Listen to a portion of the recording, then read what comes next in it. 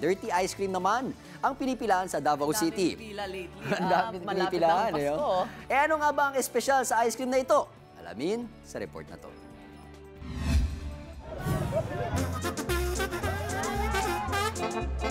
Bata o matanda, pumipila sa Rojas Avenue, Davao City. Ang kanilang pinipilahan, ang sorbeterong si Mang Danny. Kakaiba raw kasi ang sarap ng ice cream na binebenta nito. Malayo sa nakasanayang dirty ice cream na binebenta sa lansangan. Lamig kayo sa ice cream. Napakasarap talaga nitong ice cream. Di gaya ng iba. Malabnaw. Ito, di mo maintindihan yung lasa. Sobrang sarap talaga. Lapsa mo na uban? Malabnaw yung iba. Yung ingredients parang nanunuot talaga.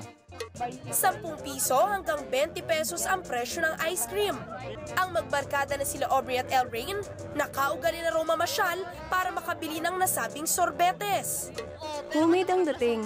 Yung iba malabnaw, ito pure talaga. Creamy, mas masarap talaga. Di pareho nung iba na nandyan.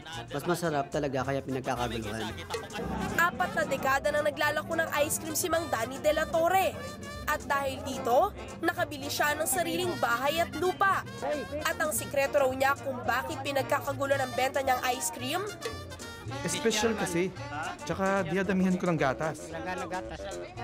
Marami na raw ang lumapit kay Mang Danny para bilhin ang timpla ng kanyang ice cream.